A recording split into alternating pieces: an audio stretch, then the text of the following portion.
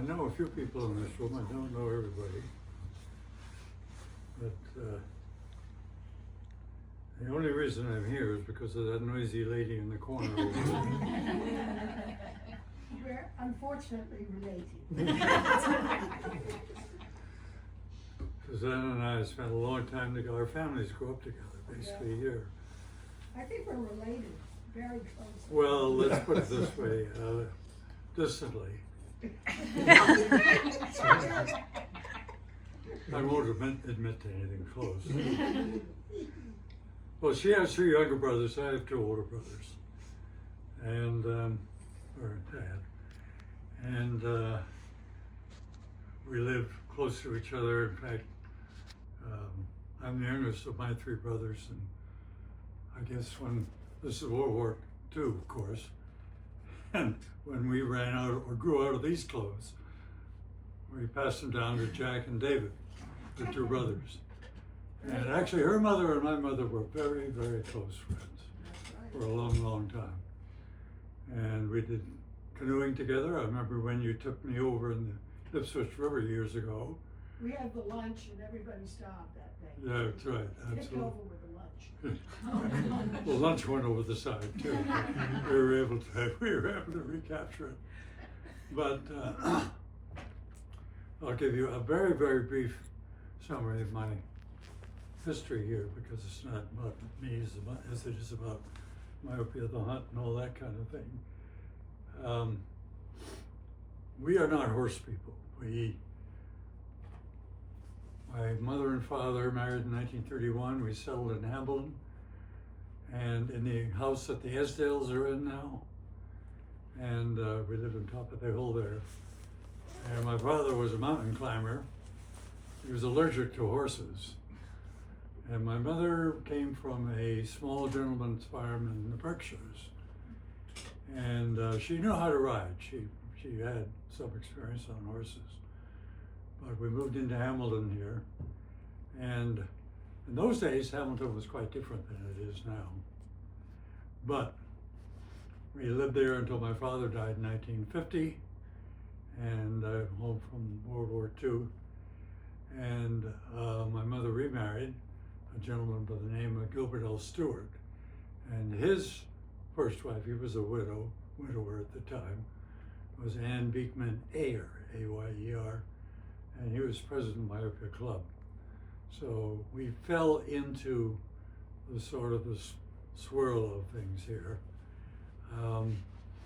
And we had horses. We didn't have a lot of land, but, and Suzanne is absolutely right in telling all of us that the reason we do have the land is because so many families moved in, or at least inherited and preserved, enormous amounts of land.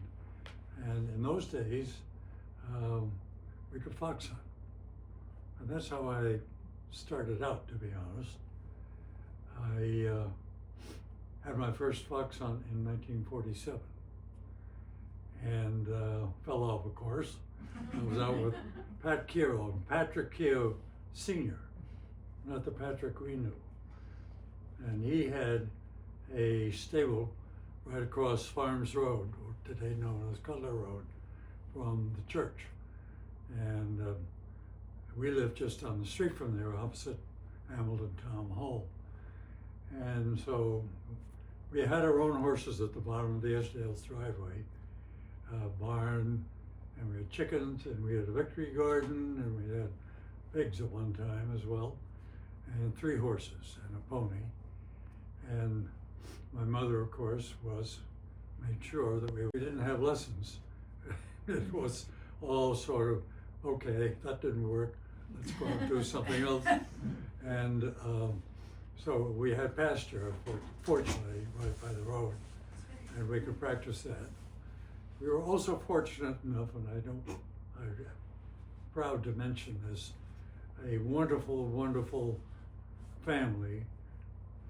And Michael Halloran and his wife, Mary, who were from Western Ireland, and Mary was from Cork. And they had a daughter, Philomena. And they occupied the cottage right at the corner of where Bridge Street comes into Main Street in Hamilton. And there was a gasoline station right on that corner in those days. Anyway, Mike and Mary kept our horses going for us. And we didn't have terribly fancy horses, but we had a few ponies and other things, which we relied on. And while there, I didn't compete in a lot of the shows and everything. I was in the horse show business for a while, but my mother made sure that it was sort of our obligation, the Hamilton Horse Show and all that. And I'm proud to point to actually my one and very small collection of trophies, all right? I will pass that around. All right. Okay? I look at the date on it, 1945, and that is yours truly, with my mother, in the lead rein class. And of course, all I had to do for the lead rein class was just sit there and look nice. And also that I was adequately clad at the time. So that is part of the stable that we had there. The pony was called Coca-Cola. My mother asked, "Oh, what do you want to call the pony?" And I said, "It's sort of the same color as Coca-Cola." I said, "Okay, Coca-Cola it is." And she was. Now, she was an absolutely wonderful pony in every respect but one. And that was, Hamilton was a little different in those days. This is during the 1940s, okay? Hamilton was a two-track town in those days. We were on the main line from Boston to Portland, the Boston and Maine Railroad. And there were passenger trains. My father used to commute on a train to Boston. And there were also freight trains. The sight of a freight train would set her off in the opposite direction, just as fast as she could go. And I remember one story, we were coming across down Cutler Road, Farms Road then, and we were approaching the bridge over the railroad, all right? In those days, there was a wooden bridge. It had little wooden walls on either side of it, etc. And theoretically, you couldn't see down the tracks. Well, I think this pony either picked her head up, or I could see the train coming from Ipswich. And these were steam trains in those days, okay? And chuff, chuff, chuff, chuff, this thing coming at us. She took off like an absolute meteor down Cutler Road, and it was until I got about halfway to the church that I finally, she slowed down. And all I was trying to do was to not fall off on the pavement. But anyhow, and so we finally, my mother caught up with us. We rode down the rest of the road, stopped in the apple orchard right at the corner there. It used to be Main Street or Bay Road and Cutler Road, now Farms Road, now Cutler Road. And we had a few apples to calm us all down. So that was, but my mother had to consult, every time we went riding, she had to consult the Boston and Maine Railroad schedule to make sure that we weren't going to bump into a train. The only problem with that was there were freight trains as well. And every once in a while we missed the schedule and we ran into a freight train. And so that was another interesting experience. And in fact, one of the other, come on in. Come on in, hello. I'm just in the middle of my misadventures as a child. Good. Anyway, we had another experience there years ago, it was slightly later, that we would also go riding, and we had so much land. Princemere, the woods where Gordon College is now, that was all open. My mother knew every trail in that territory. We used to ride in there, and we'd always come out on the polo fields. And there wasn't any polo back when I was growing up It had started and then stopped during the war. And anyway, we were coming through the polo fields. There didn't used to be a stoplight where there is now at the crossing over 1A. And we just had to stop and look and see what's on there. And one day we stopped and we heard this tremendous noise coming from Ipswich down the road. Couldn't see quite what it was.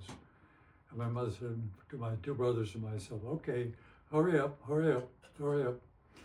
And we got across, all right, all four of us.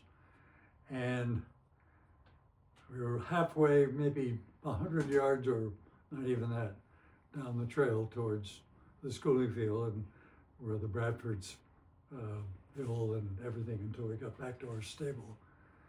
And all of a sudden, kapow! This terrible noise came out. And this is a different pony than Coca-Cola, but her reaction was just the same. I think it was Gay Destiny. And she took she took off. You could tell the story. And I fell off, of course. And we were just wearing regular hats, so we weren't hunting. And my brother had Mayflower, I'm pretty sure, and she didn't do too much.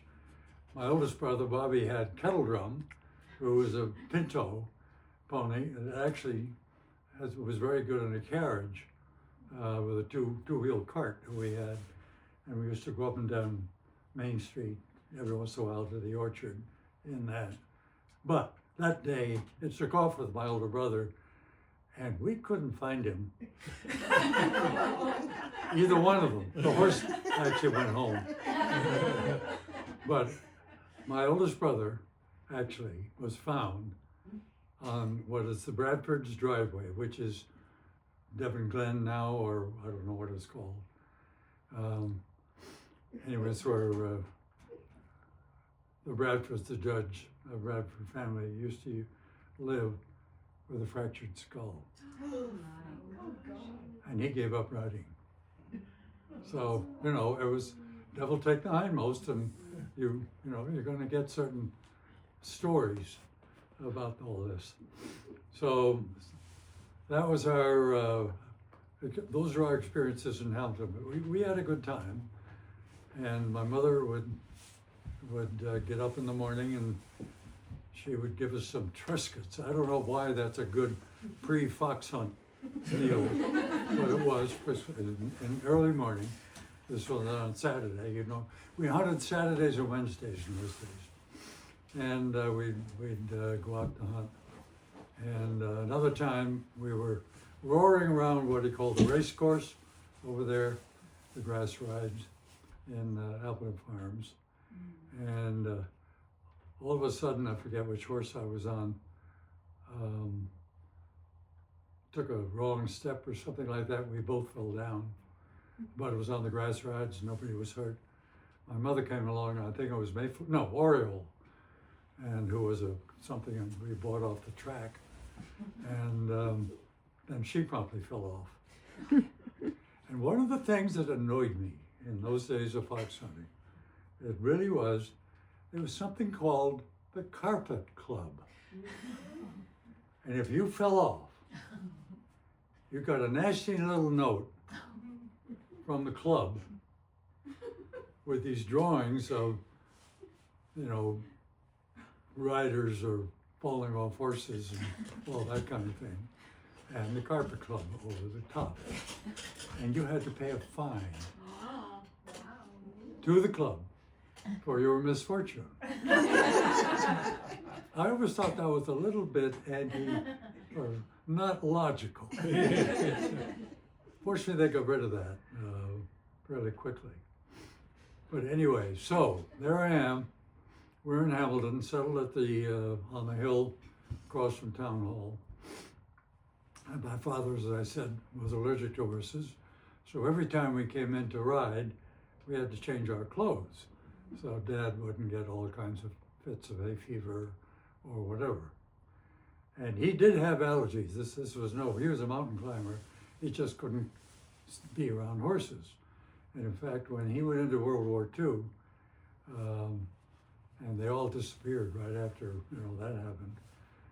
My mother tells me the story that they were playing touch football right at the foot of the pasture opposite Hamilton Hall there. And this is December 7th, 1941. And all of a sudden the siren went off on the town hall. So they all went up to the house on the hill to find out what was going on. And it was World War II, it was Pearl Harbor. 2 o'clock in the afternoon, of course, here, and 7 o'clock a.m. out there. And Susanna, I think, has told you a little bit about this, but after that, all the men disappeared. And including my father, come in. And including my father, who, and they all enlisted in something to do with the war. My father was in the Navy, and he disappeared to Rhode Island with the Air Intelligence Program, along with Susanna's father, in a similar program. And they spent 4 years fighting the war in the Pacific. Who held the club together during those years? It was the ladies. And it was Anna Prince, who wrote Side Saddle, and a few other of them that really kept them together for their husbands off in the war. And as a result, that's why I was able to grow up and start out fox hunting with my first fox hunt in 1947. So that's a lengthy beginning of my career, sub rosa at myopia. But I kept on it, and I got my buttons at the age of 16 by C.G. Rice. And let's see, there's one story there too. I obviously found a pink coat, okay? And I put it on, and I was riding for about 2 or 3 months. I was at boarding school at the time, but I always came home for Thanksgiving. And one day, how many of you knew C.G. Rice, or at least knew who he was? Okay? And anyway, he came up to me and said, "Well, Nat, I think we have to do something about that coat." I said, "Oh, C.G., well, thank you. I'm privileged to wear it. What do we have to do about it?" "Well, I think we have to change the color on the collar." "Oh," says I, "and it's an orange color." And I didn't know then that even I knew canary yellow was myopia's color. Well, I didn't know, I thought everybody wore canary yellow. Not so. And so I found out later that those are the colors of Piedmont down in Virginia. And I've hunted in 8 different Virginia hunts later on, 9 of them, maybe Pennsylvania, Virginia, Maryland. I won't go there right now. Anyway, that was a Piedmont coat. And I think what had happened was my stepfather's first wife died in 1947. And that was on General Patton's property over in Topsfield, or Hamilton actually. And of course, my stepfather and his family, we moved in 1950 from Hamilton to Topsfield, to the Stewart's house, because with 6 children between us, between my parents, my 3 parents, I call them now, there was more room in their house than in ours. But anyway, I think my father's first wife being a member of the Eyre family, and of course Theodore Eyre, she was not a person who ran a hunt. She ruled, and she was at the Piedmont. And so I'm pretty sure that very first coat that I was privileged to wear was General Patton's coat. Wow. The old man. He kept it up here for when he came hunting here with his wife Beatrice, and came home to Hamilton over there in Asbury Street. I never met him, the old man. He died in 46 in a controversial traffic accident over there in Europe. I'm not at liberty to expand on that one. But anyway, that coat passed them down, and I had the colors changed and wore it until it wore out. I wish I'd probably should have hung it up and kept it, but I didn't. Plus the fact I couldn't afford a pink coat at the time, and I had to borrow one. Okay, so I got my buttons at 16. Hamilton in those days was a two-railroad town. It was very different in topography. The shopping center wasn't there. What was there was a railroad siding and an occasional abandoned or freight car for the Essex branch of the railroad. How many people knew there was a railroad to Essex? There was, all the way. And it had a wonderful cinder ash footing for riding on. And there's one story which I did not witness, I wish I had. My stepfather, I think, told it to me one day when he had his usual bourbon. And he said, well, Nat, you know, in the old days, we'd have a siding there, and there was the railroad used to go all the way through to Essex, which it did. To this day, if you know, you can track the track. The track actually came right across behind Pine Grove Stables, and it goes through the woods, right across the polo fields, and in that little bump where you go down to myopia when you get the first part of the driveway, then it goes right there. It used to cross Britt Street right at the curve as you come in from Bay Road, and before you get to Miles River Road, there's a curve down there. And while I'm at it, there used to be a blacksmith on Britt Street where we got our horses shod. Working blacksmith, great guy. Anyway, the track crossed there and went parallel to Bridge Street along the side of that big hill.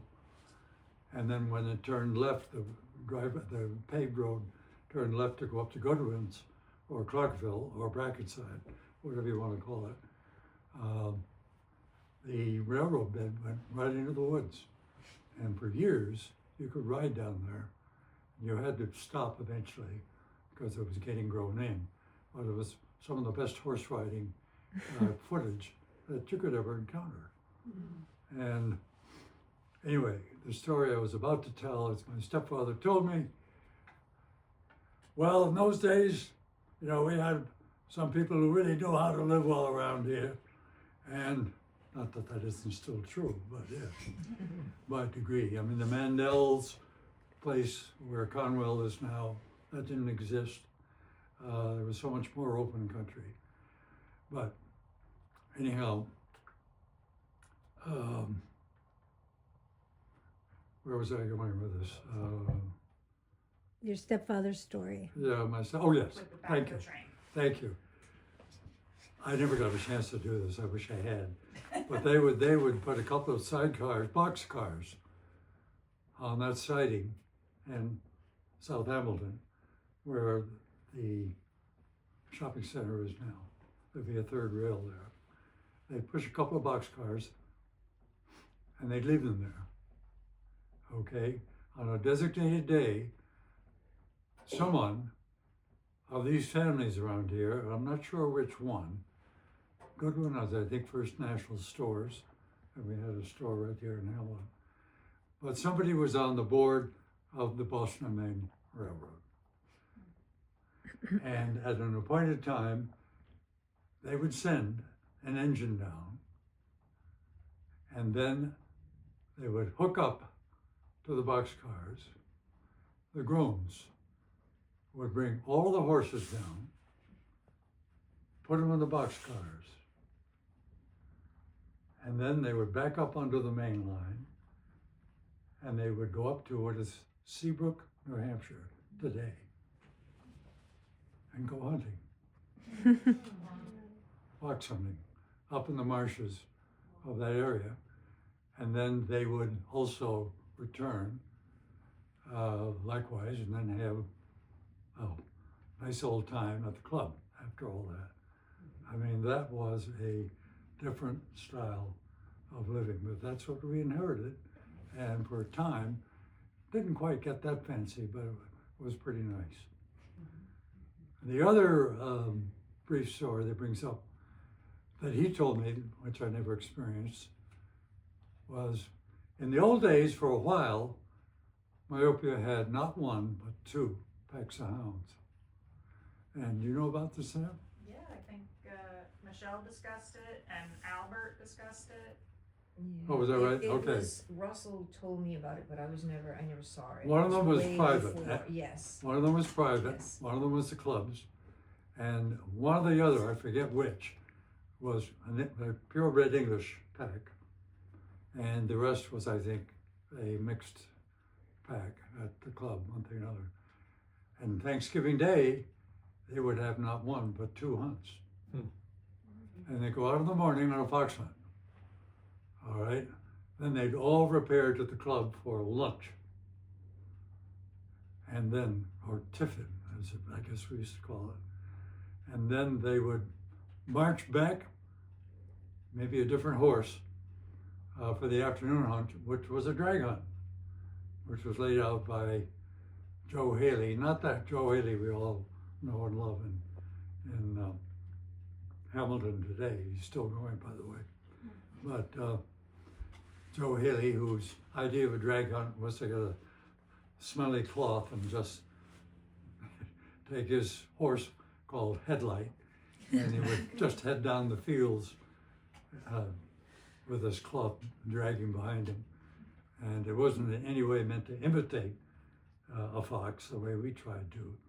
But anyhow, and my stepfather said to me, well, you know, we went over some of those fences in the afternoon, and boy, they looked a lot smaller in the afternoon than they did in the morning. So they all had a good time. I went through 7 MFHs. George Clement was the first one that I remember. Who came after that? Was it Mr. Winthrop? I think so, yeah. And then there was C.G. Rice, and there was Bunny Sears, and of course Neil Eyre, and Russell. Drag ended here. I was in the Navy at the time, so I think it was in the late 50s, was it somewhere? Yeah. And we finally gave up on fox hunting. And I'm sorry, fox ended here. And 2 of my memories, fox hunting. How many of you have been on a fox hunt? How many of you have been on a kill at a fox hunt?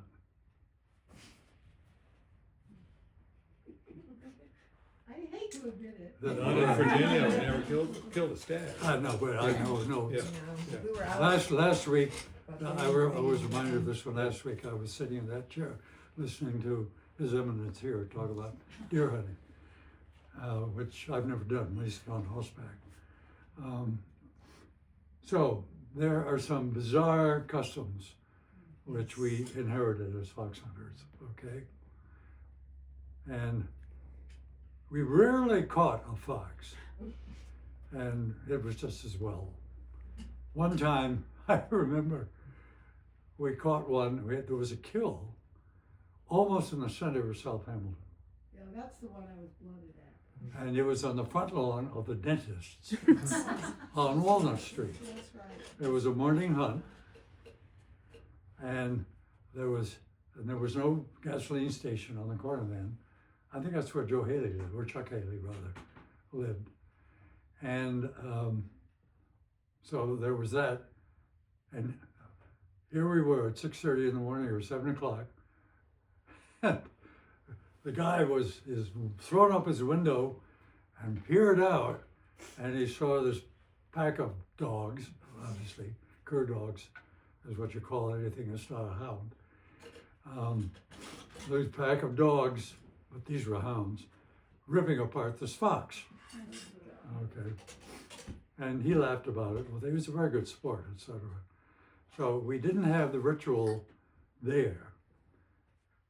But I'll move on to the next kill that I remember, which was right out there in the field of the Winthrops on this farm. And all of a sudden, someone walked up to me with this bloody looking thing in their hand. And he came over to me and says, "Hi, this is your first kill?" And I said, "Yes, sir, it is." He says, "Well, then you have to be blooded." So we held up this paw, Oh, God. the bone end of it, and I was blooded. Yeah, loaded up. Okay. If you're number 2 at the kill, you get what is called the brush. That's the tail. If you're high up in the hierarchy, and this is your, I was at the bottom of it. I was just a kid. But if you're somebody really important, and this is your first kill, you get the mask, which is the face. All prepared sanitarily, theoretically, by people who do that kind of work. And what is the word for somebody? Taxidermy. Anyway, so I kept that paw, I don't know how many years, and it eventually began to present itself inside the house in a way which we did not all appreciate. And actually, my first wife, Camilla, she tolerated that, but eventually I had to throw it out because it just wasn't anymore. But those are the somewhat barbaric and Celtic customs that, fox hunting brings down to the sport. And there is a sort of ethics about all this.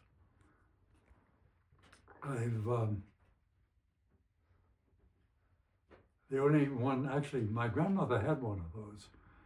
My grandmother was Edith Lawrence, and she married obviously my grandfather, Harold Coolidge, and they lived over here in Beverly most of the summer. And she was known as Galloping Grandma because I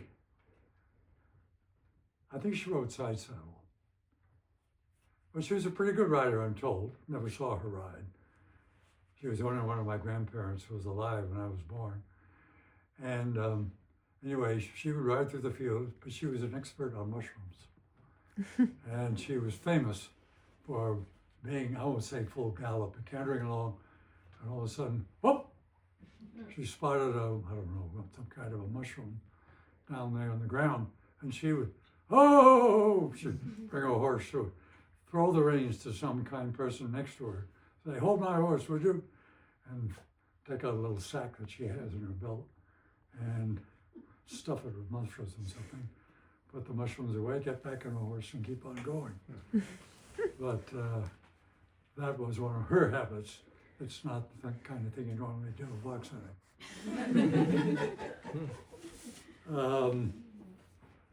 That said, the fox hunting that I did do was in Pennsylvania. I was able to fox hunt with 8 or 9 different hunts down there. I can't remember all the names, but Piedmont was one of them, Middleburg, Orange, Blue Ridge, what's the one down near the James River, I can't remember. And then 2 in Charlottesville. One was Farmington, the other was, I forget the name of it. And Farmington, had a wonderful lady who was the huntswoman. She was William Faulkner's daughter, Julie Summers, and just very welcoming. We used to take horses, Russell, myself, and Fifi and a few would take horses in a van. And we had a little bit of a breakdown experience in the Winthrop's van one year, and that was exciting. And we would be invited to hunt with any one of those fox hunts down there. And one of the ones I remember most fondly is Nancy Hannum, who ran the Unionville hunt in Pennsylvania. And she was an avid fox hunter. She readily admitted she's broken almost every bone in her body at one time or another, but she hunted the hounds herself. And that's something I wanted to point out too. Here at Myopia, at least when fox hunting came to an end and it was all drag hunt, the master always hunted the hounds. And but anyway, Nancy Hannum, I swear she could make a four-wheel drive vehicle jump and jump because we'd be hours away in the forest there in Pennsylvania, fox hunting, and all of a sudden you get to a field, there she is, right up saying, go, you know, and that kind of stuff, urging us on when she wasn't hunting herself. But she could also blow all the entire musical stretch of horns and songs that, you know, we had a signal for, which we used to have for when we were looking for hounds as whips. Russell would blow two toots on the horn, and that would be the signal to return, and all that kind of thing. We'd do going away for somebody. Mabel Story died. We did going away over at Freddie Winthrop's place, and all that. But anyhow, it was an art which I never mastered. I had a horn of my own. I forgot the darn thing. I was going to bring it over. Actually, I had two of them. And Russell not only allowed me, but suggested that if I was going to hunt his hounds when he was away, I'd want my own horn, and he let me get one. But I kept it with me, and so when an errand, we had our own unintentional fox hunt sometimes, which happened, and I was chasing maybe two or three couple of errant hounds. If I got far enough away from earshot from Russell, I could use my own horn because his hounds wouldn't be confused by, you know, two different horns. And that saved me more than once in bringing back some errant hounds. We had plenty of those. But anyway, so, and then Nancy was great to us as well. I hunted in Ireland 3 times with the Meath hounds. I hunted also with the Harriers, which were hares. And I didn't bring my horns, don't worry. I was invited up front, but I was able to whip in without whipping. And I also hunted with the Ward Union staghounds. And that was more like a drag hunt than a fox hunt, because instead of milling around at the meet the way you do at a fox hunt, it's everybody will line up in a broad line. And my host said to me, "So no, you better get a good start, because we have a little narrow brook we have to cross over there. If you don't get there in the first 10 people, you'll be out all day." And so we were there pretty quick. I was obviously mounted over there by Irish horses. I mean, none of my horses would have been appropriate. So anyhow, that was a real experience too, those years I spent hunting there. I spent a week, 2 weeks riding in Mongolia. I didn't hunt there at all. those Mongolian pulleys, where they had two speeds. One is stop and the other is full out. And I was there with some friends in polo, actually not polo here, but polo at Yale. And we were going together camping for 2 weeks in the yurts and meeting the people there. And they were very hospitable, but they're very strong people, no question. And you did exactly what they wanted. They loved to race and they loved to drink vodka, unfortunately, that being a product of the communist takeover. But anyway, they were very hospitable. But I will not go there for now. We're talking about myopia. So I got my buttons at 16, and then it came up when fox hunting ended, and the headwear that you had to wear when we were fox hunting here was absolutely medieval. And as a young lad starting out fox hunting, I had to wear derby. And I looked like more of a messenger than an equestrian.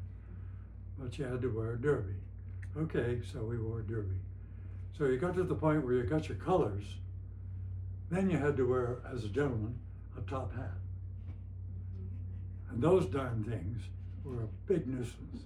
And I can't tell you how many times you had to have a lanyard on the back of the hat to your collar so you wouldn't lose it. I can't tell you how many times I'd be riding along, ping, the darn thing, I'd underestimate the height of a tree branch, and my hat would go flying in the air more than ever on the ground. Finally, when I became a whip, Neil asked me to whip for him when Fifi wasn't paying attention, and I and a few others were altered into the whipping in field. I did it for 25 years. I retired in 97, so back up and do the math there, was in the 70s, I guess. And I spent the entire time, I didn't have to become field master. I was on the hunt committee, but I avoided most of the meetings because frankly, I enjoyed trying to deal with errant hounds more than I did with all the arguments the hunt committee would have about who deserved what and where would we go from here, et cetera, et cetera, et cetera. So I have divided this talk essentially into two eras. I meant to say this at the beginning. One is AD and the other is BD. AD is after dawn, BD is before dawn. Okay. I retired in 97, he became MFH a few years after that. And I retired simply because I was spoiled here. My parents, both of them, my mother and my stepfather both rode. They both, in their early days, fox hunted with me and one of my brothers, the one who didn't give up on the Bradford's driveway. And he hunted for a while, but then he moved to Boston. And so I was the only one who really did intensive fox hunting from until 1997. And I retired simply because my parents were either passed away or not well. I always had the horses kept for me by dear Michael Halloran and his family, who served, and his wife served to clean the house for us in Hamilton and all that. Yeah, we were spoiled and very, very lucky to be able to do that. I kept my last horse, which is not here, at Cyrilla Thibault's for a few years on my own, and she finally got to the point where she had to be retired herself. Her name was Dear Abby. And I don't know if any of you knew the Lewis family over there in Norfolk hunt country, but my mother bought that horse. No, she bought that horse from Mrs. Lewis, And I actually bought Dear Abby from somebody else in Lexington. But she was one of my more loyal whip horses that I could do. Now, what are some of the crazy things that we had in the BD era? And none of the gorgeous displays that you've looked at already. We didn't have any of that. And what we did have, we had flat races in Palmer's, not the jumps, just speed races in the early days. I did not participate in any of that. We had horse shows, a Hamilton horse show every year, and my mother made sure that I participated in that. And I did. And the very first class that I rode in, I won a cup. It's right there.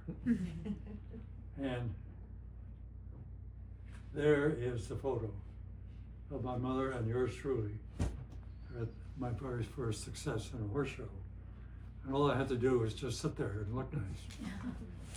I did participate in some of the shows. This year is Rodney, who was one of the finest animals that I've ever ridden. He looked like an Irish cob, but he would jump anything. He rarely, if ever, shied.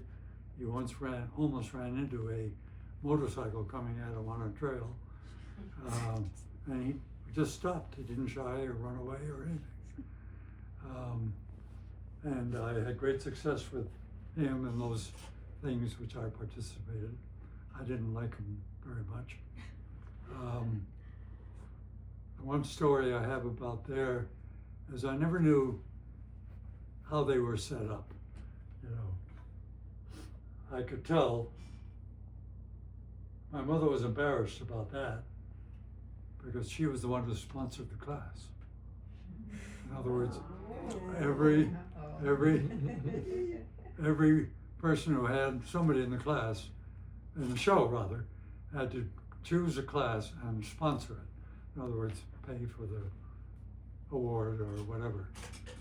And she only confessed to me afterwards. Said, well, I hope you don't show that to anybody soon.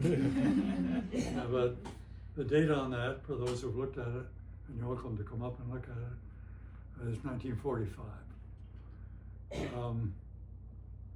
Shows, I did participate in some of the others. The ribbons have long since faded. They hung up in my barn for too long in Boxford, and they all were eaten by various critters, moths and everything. And the one other piece of silver I ever got has long disappeared. Maybe one of my children has it. Two of my three daughters did hunt with me briefly. My son was more interested in motors than horses, and so he never took to it, which is fine. But horse shows, it was invariably the hottest day of the year, and I had to get all in tweed and boots and all that kind of stuff, and we had to braid up the horses, etc., and do all of that kind of thing. The penultimate show came at Groton. And the old Groton hunt, I think, had folded, but it was Neshoba was sort of beginning in those days. But we went up to Groton with Mayflower and Rodney. Mayflower was a cow pony, part cow pony, and part other, I don't know what, traditional. And she'd always take a step before the jump, before you thought she was going to jump it, but she always got over it. And you remember Mayflower, bay horse. She was a great old girl. I think she was the longest survivor of our abuse. And anyhow, we had her over in Topsail.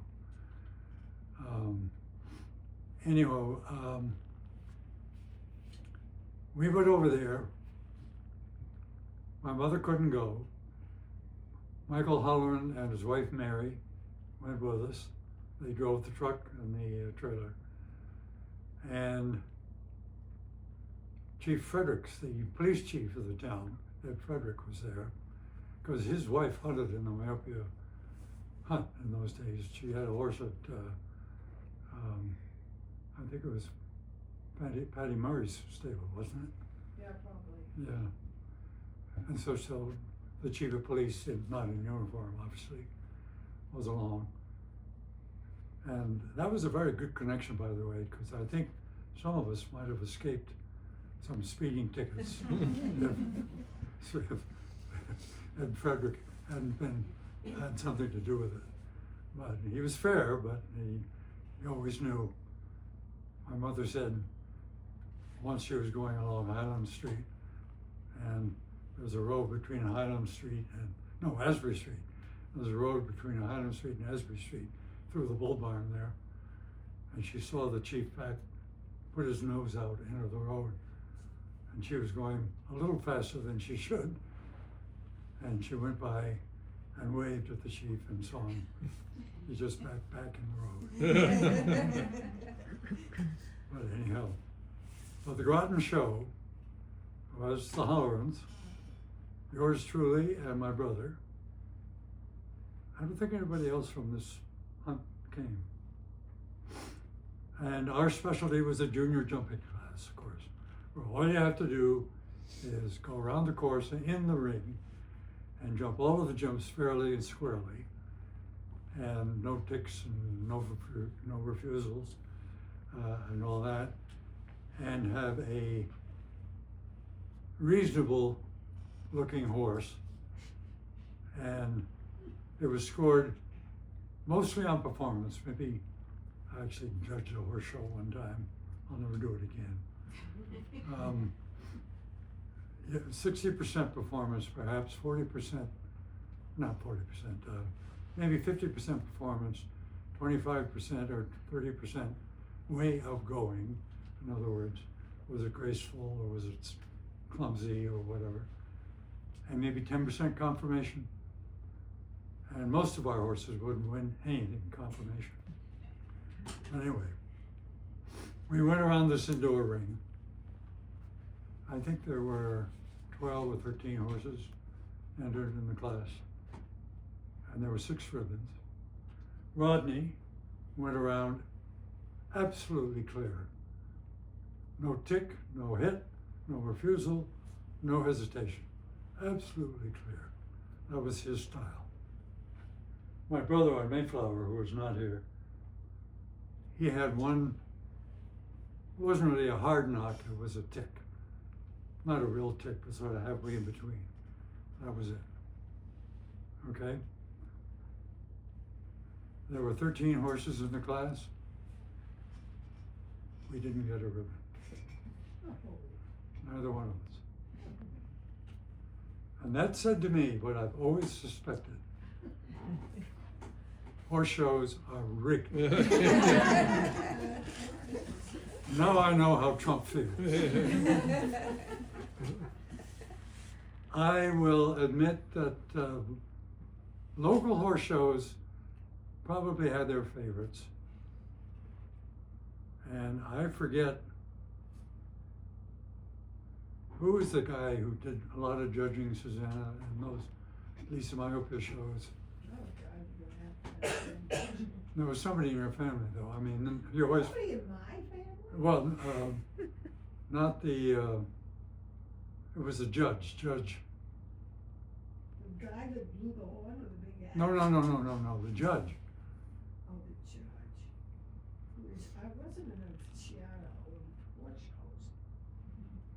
I can't remember who it was anyway.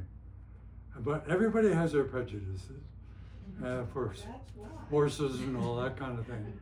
But you have to. Keep it simple. They don't always celebrate the horse from the rider. And I'm not too good at braiding either. Yeah, right. And I'll concede that there are maybe bounces. One time I thought I really won the junior jumping, and I was awarded a second or a third, I can't remember. And I was wild at my mother, and I said, "Mom," anyway, but I came back from this hunt at Groton, And I marched up to my mother and I said, Mom, I'm done. I'm not doing this anymore. I told her what happened, and bless her heart, and my mother and I were pretty close. Bless her heart, she said, dear, I hear you. You don't have to do that anymore. I stopped. It's rigged. So, okay, what have I missed here?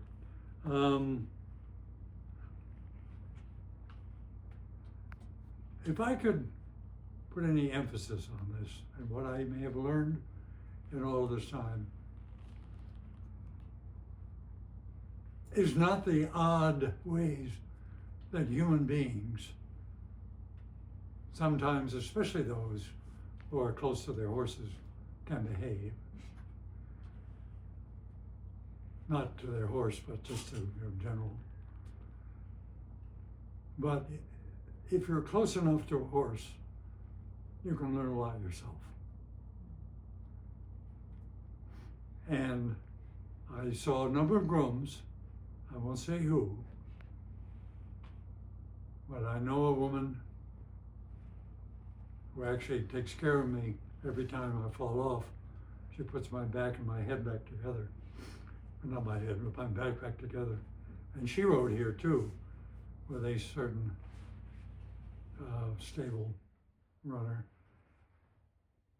And she said to me once, you know, I know that blankety blank, I won't mention her name. And he had that horse that I rode, and he bought another horse, and he was trying to break it. And he let me ride it one time, and I couldn't make anything of it. And this is a girl who's very strong and knows about animals and knows about backs and hips and everything too. She's a chiropractor.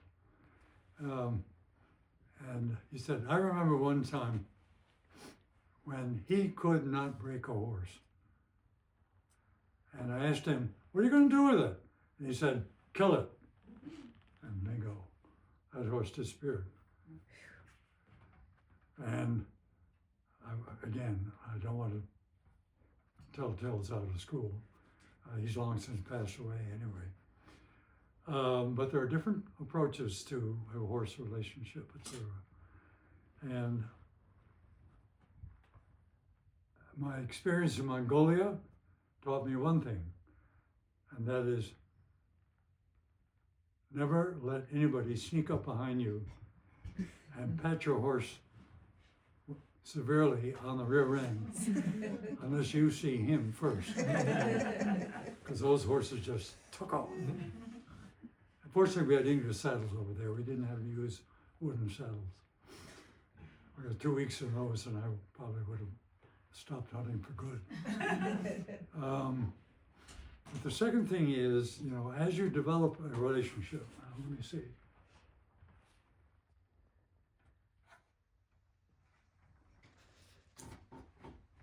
I'm standing so long, I'm going to tip over. Please don't do that, Nat.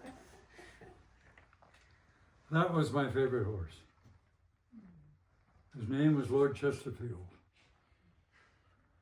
We bought him from a couple, I forget where, not here,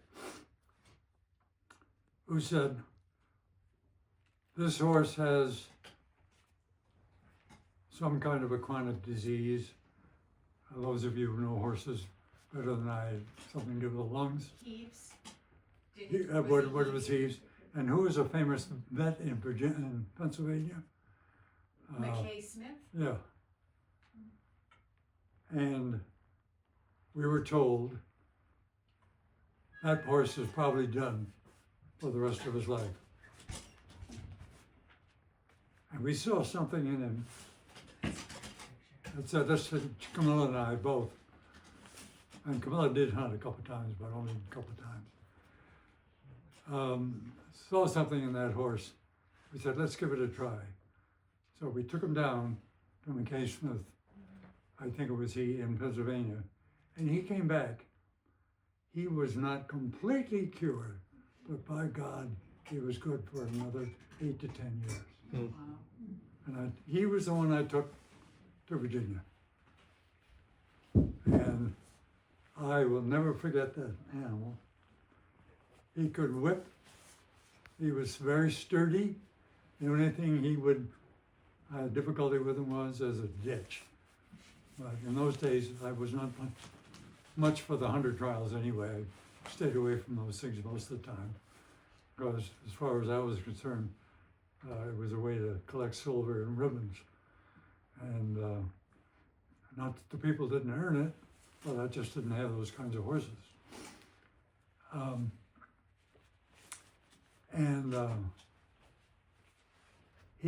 I'd point him at a stone wall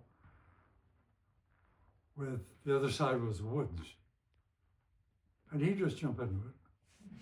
And we'd go along through the woods trying to chase, a couple of errant hounds. I know where more errant hounds probably were. I started whipping in, as I said, in the early 70s. I know where more errant hounds went than probably most of the whips around here. And he and I had a relationship that when I had to put him out to pasture, I literally broke down. But it's a confidence type of thing where if you listen to the animals, they will teach you something as well as you're teaching them something.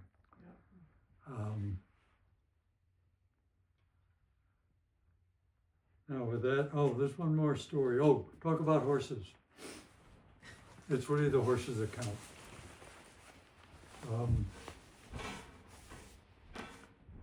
This is a story. I gotta leave soon. I took a shower this morning. Expecting a second grandchild. Oh, okay.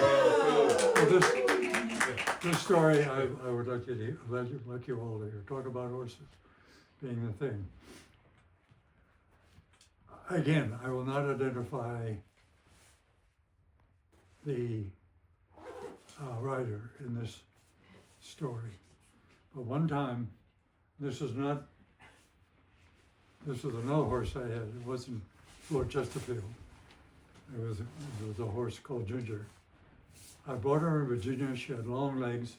She was a good jumper, a little awkward, but otherwise pretty good, stable whip horse. One day we were going through the Winthrop's garden house in the field on the far side of the Ipswich River. There was a ford there. Do people know where that is? Mm-hmm. The river was in flood. And I was up front, obviously, but the hounds had gone on across, most of them. Some of them were waiting. Neil was the master that day.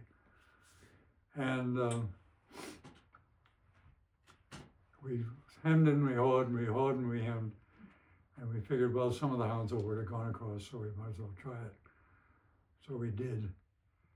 And I gotta tell you, when I got in there, the water was right up to here. And all of a sudden I heard a yell, "Help!"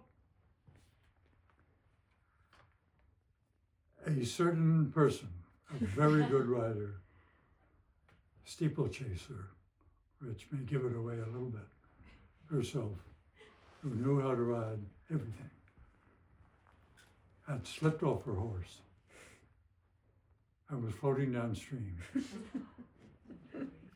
with her boots filling with water. Okay.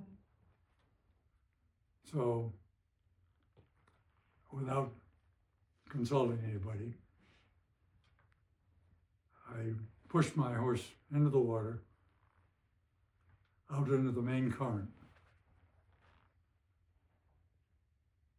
She walked on the bottom the whole way, and I was able to urge her on. I had a whip. I threw it down on the water and said, "Grab this." That horse of mine then turned around at the deepest point in the river I got her over to the far bank, Wow. and I saved that woman from drowning. Because she That's a good surely would horse. have. Wow. That's Yeah. a good horse. And that's the horse, that's Yeah. not me. Yeah, it's good. Yeah. I That's tell that great. story, That's a good not horse. because I'm my hero, no, Yeah. it's that horse.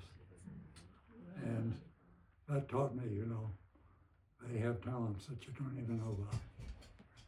Okay, Yeah, great that's the story. last of my stories for Great now. story. Thank you, Coolidge. Yeah. We're gonna have a second day with the post-dawn stories of Nat's involvement with Windrush and his continued involvement with myopia. Yay! My Nice. involvement with Windrush, oh, thank you. Good luck, Ron. I'm not involved in any Windrush horses. No, but your involvement with the organization. Oh, they don't want to hear about that. Of course we do. Yes, we do. Sorry, Yeah. I'll With talk your, about it too. with your permission only. It can be a shared day. There you go. Yeah, we could talk together. We'll coordinate a day with you. I'd feel more comfortable if we did, because I think Marge, Oh, I can tell some great stories about Marge. So can you. That sounds We have a lot like of fun. And yeah, I did not raise my hand about fox hunting. I did drag hunt with Marge, and I think the scariest thing was the first time I did. We were parked down here, and I remember the hounds going by and Marge saying, "It's okay, dear, just keep up." I hadn't adjusted my stirrups. Yes, my girth was sort of tight. And I just remember jumping on my lunatic horse and taking off. It was very funny. So I bet, yeah, we could have fun. all right. I wouldn't do that without Marge's or your permission. No, Marge and I lived in, my late wife Camilla and I lived in Boxford for 34, we moved there in 66, which was 2 years after Marge started. Yeah, You all yeah. started Windrush. And I'd never met Marge. And she and I shared something in common, and that is outward bound. Because I'm a firm believer in, I did some work in civil rights stuff, my long hair days, I call them. And I took a course in outward bound in 1977, and I discovered that discipline and that philosophy was a great builder of character, leadership character, I thought. Marge had a similar thought, and she was one of the more creative, I'm not talking about wives now, but anyway, creative and beautiful inside people that I knew, but she had her firm convictions and her way of doing things, but she could get them done very gracefully. But she read about Outward Bound, and she was on the safety program at Hurricane Island, actually. And I had talked to Peter Rollauer about Hurricane Island, and when I took my course there, I said, you know, Peter, Kurt Hahn, who was the philosopher in Germany who started Outward Bound, his stuff is great if we could find a way to get this program into public school, middle school children. I mean, we all can take an Outward Bound course and pay for it, and it's a wonderful adventure, self-discovery and all that, it's great. But these middle school kids are the ones who really could use some support in learning that kind of behavior. I'm not going to bore you now with how that works or how I think it works. If you want, we can take it up next time. But Marge knew that about me, and that's when Thompson Island, now Catherine Stone Island, that's another story. Thompson Island came along in Boston Harbor. She called me and said, you know your idea about Outward Bound program on an inner city school? And of course, Boston is the one I was thinking of. And I said, yeah. She said, well, I hear it's about to happen. Do you want to go to a meeting in Bingo? That was the beginning of a 35-year relationship now I've had with that place. And she was a remarkable woman, Marge. And every time I tried to get off the damn board, to say, no, we can't do that. So I think I was on that board for 33 years. And, you know, it was not due to me, but it was due to, I was local, fortunately, it was nearby. And I lived in Boxford until 2000, excuse me. And it was easy to do, but not only that, it was fun to do. And to do it with a respect of the great skills that, well, I'll leave Sam in that category as well, but the three ladies in the back here have brought to the sport of horseback riding, and Mandy and everybody's progress in hunting in the case of Sam. Why is it that women seem to know better than men? I don't know. And on that note, that won the world. Just there. I will leave you that thought. Now, I'm happy to answer any questions. I'm not rushing my way home. If any of you want to take a closer look at these or ask me some other questions about this, I'll be happy to stay and do so. There's coffee over there, which Sam has politely set up for us. And I guess we'll have to wait till next time. Well, now, thank you for your patience. Thank you. Camera on. Who's got the camera? I do. Okay. One of the craziest things we did with all the games we used to play is something called Old Iron Master. Franz would be able to tell you what this is about. Anyway, an Old Iron Master was a game whereby, well, let me start by saying, somebody has a picture. I used to have a picture of all the meets that the hunt would meet at, all the place names, Nancy's Corner, you know, the old Coolidge Walls, which are mine, and Topsfield Run, which was also mine, and what are some of the Brackenside, anyhow, and that's where you'd meet for the hunt. Everybody knew where these places were. And the cellar hole, obviously you have to know where that is. Nancy, anybody know where Nancy's Corner is? Yeah, okay. And you know the reason? Why is it called Nancy's Corner? Oh, no, I don't know. Nancy Astor. Lady Esther. Lady Astor owned the Winthrop place before the Winthrops did. And so that barn at the other end of Farms Road or Cutler Road was called Nancy's Corner. And that was a meet there. All right, anyhow, so this game was there were two versions of it. One was on horseback, and then somebody developed an automobile version of it. Now, what you had to do, it took a lot of preparation, is you had to make out a series of clues, all right? And you had to post the clues at certain places in the countryside. Take notes, Sam. We're gonna do this. Okay.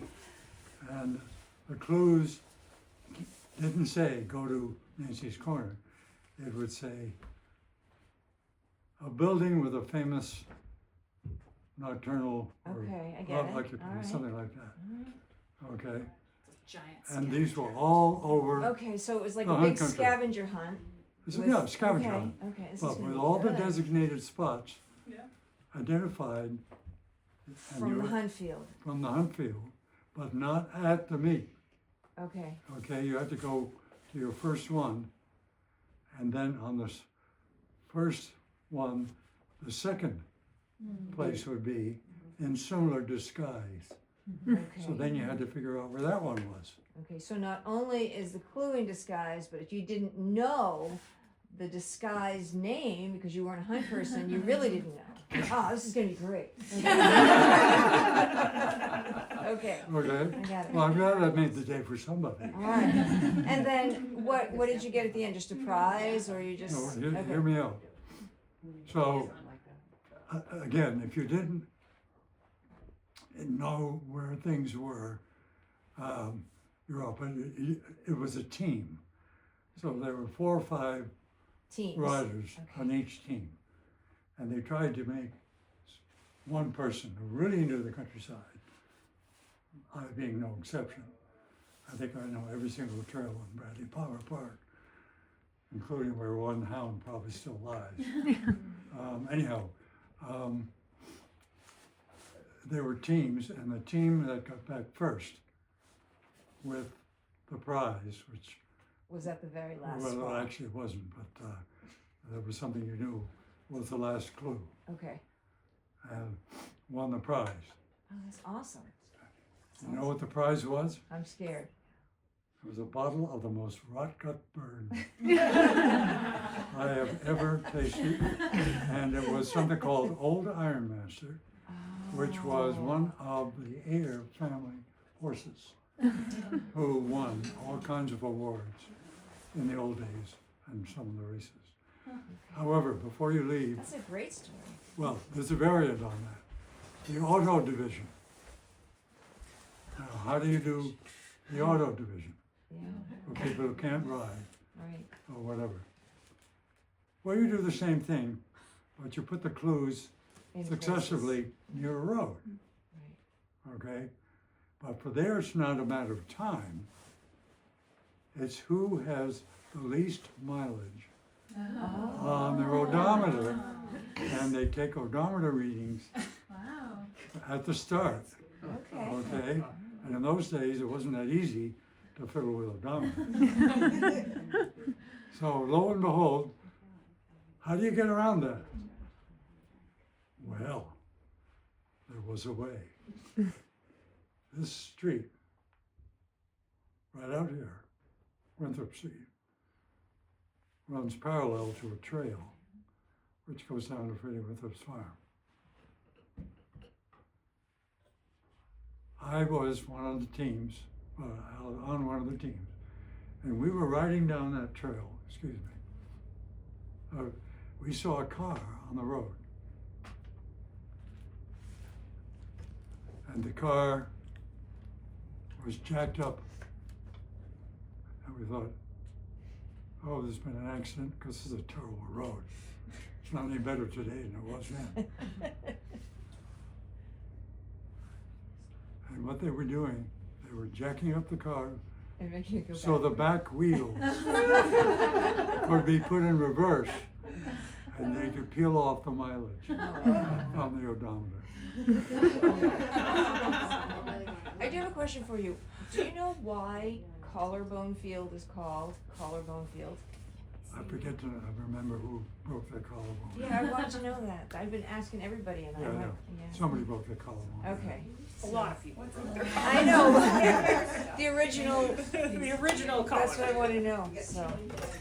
Well, thank you. That's awesome. That's something to think about. You're super. I couldn't let you leave without that. Yeah.